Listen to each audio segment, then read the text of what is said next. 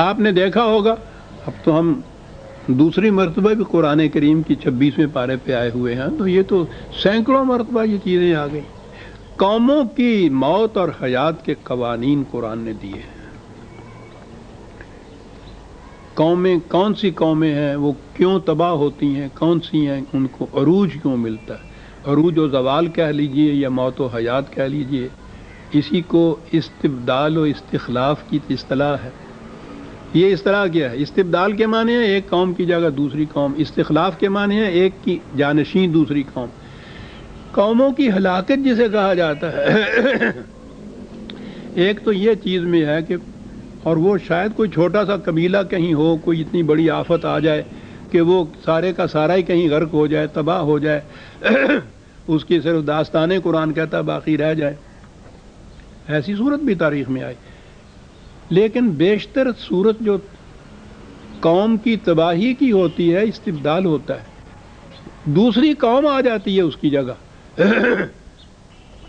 وہ اس کو آگے فتح کرتی ہے، اس کو اپنا غلام بنا لیتی ہے، اس کو محکوم بنا لیتی ہے. وہ قوم ہوتی ہے لیکن قومیت کی سطح پہ نہیں رہتی، مملوک ہو جاتی ہے، محکوم ہو جاتی ہے. اسے بھی قوم کی تباہی کہتے ہیں. یہ ہے استبدال، ایک قوم کی جگہ دوسری قوم کا آ جانا. پہلی قوم صفحہ ہستی سے مٹ نہیں جاتی، دوسری قوم غالب آ جاتی ہے اور ان کو اپنا مملوک اور محکوم بنا لیتی ہے. یہ ایک چیز ہے جو قرآن نے متعدد مقامات پہ کہی ہے کہ تبدیل کر دی جائے گی یہ قوم. اور سنیے عزیزان من، یہ جو جماعت مومنین کا ذکر ہو رہا ہے، ان کے متعلق کیا کہا جا رہا ہے؟ ہاں انتم ہؤلاء تدعون لتنفقوا فی سبیل اللہ. کہا کہ اس نظام کے ابتدائی ایام میں تم سے کہا جا رہا ہے کہ یہ جو خدا کی طرف جانے والا راستہ ہے، یہ نظام ہے، یہ صحیح مملکت ہے، اس کے اسٹیبلش کرنے کے لیے تمہیں مالی ایثار کرنا ہوگا. فَمِنْكُمْ مَنْ يَبْخَلُ، تو تم میں کچھ وہ لوگ بھی جو ہیں وہ جو اس میں بخل برتتے ہیں، بطیب خاطر آگے بڑھ کے دل کی کشاد سے نہیں دیتے، بخل برتتے ہیں. بخلا کے معنی ہوتا ہے اپنی ذات کے لیے کچھ رکھ لینا. انفاق کے معنی ہوتا ہے دوسروں کی بہبود کے لیے کھلا رکھ دینا. تو ان کی یہ کیفیت ہے. کیا بات ہے. کہا وَمَن يَبْخَلْ فَإِنَّمَا يَبْخَلُ عَن نَفْسِهِ، جو اس مقام پر جو ایک ملی اور قومی اور اجتماعی ضرورت ہے اس میں نہیں دیتا اور بخل کرتا ہے، کہا وہ کسی دوسرے کے خلاف بخل نہیں کر رہا، وہ اپنی ذات کے خلاف بخل کر رہا ہے. قوم کو اگر شکست ہو گئی ایسے موقع کے اوپر، نہ کہہ رہا منزلت باشد نہ میرا، یہ بھی اسی میں آ جائے گا جو اتنا کچھ سنبھال کے اپنی ذات کے لیے رکھتا ہے.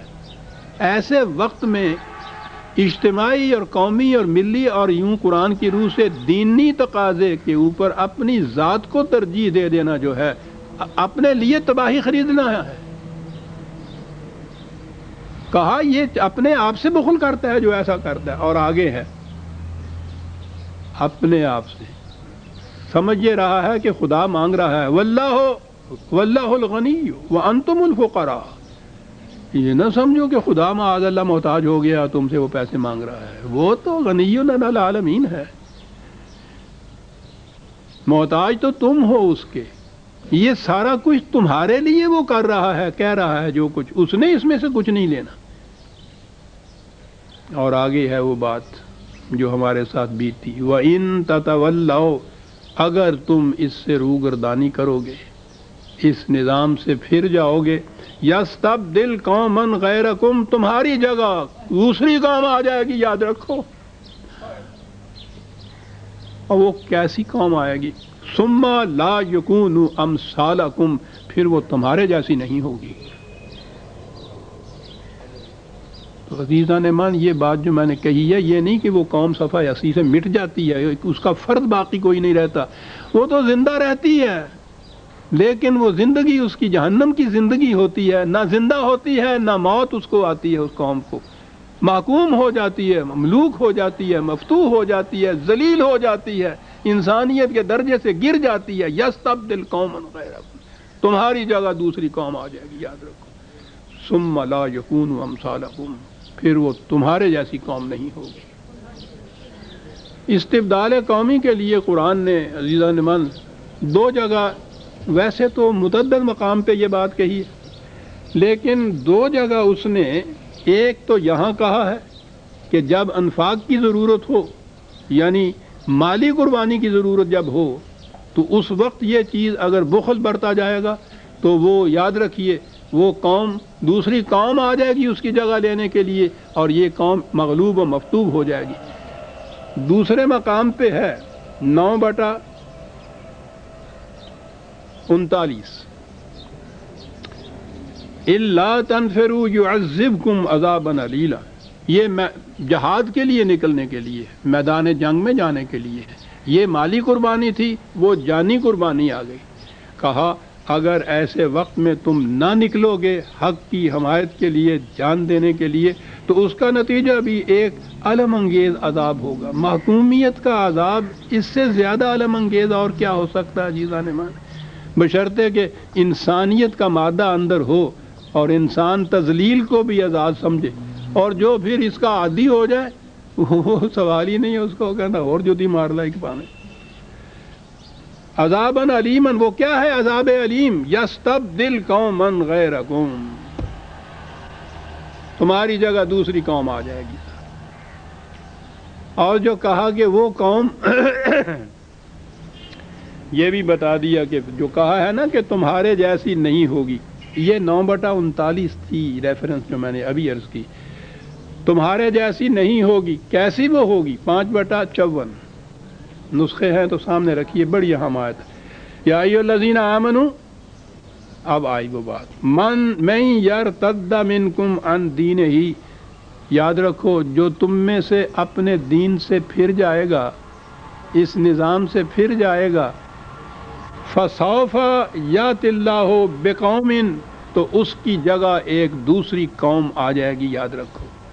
وہ جو کہا تھا نا پھر وہ تمہاری مثال تمہارے جیسی نہیں ہوگی، یہاں بتایا وہ کیسی ہوگی، یحبہم ویحبونہ، یاد رکھو یہ جو حب یا محبت کا لفظ یہ عربی زبان میں آتا ہے، تو ہمارے ہاں تو صرف محبت کہتے ہیں نا، خدا سے محبت کرو خدا تم سے محبت کرے گا، ایک ذہنی چیز ہے یہ۔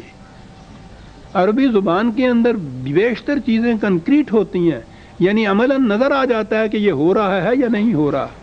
محبت تو ایک جذباتی چیز ہے۔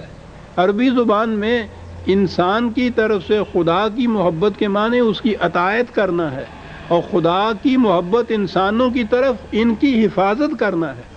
قوم وہ ہوگی کہ وہ اس کی اطاعت کرے گی اور وہ ان کی حفاظت کرے گا۔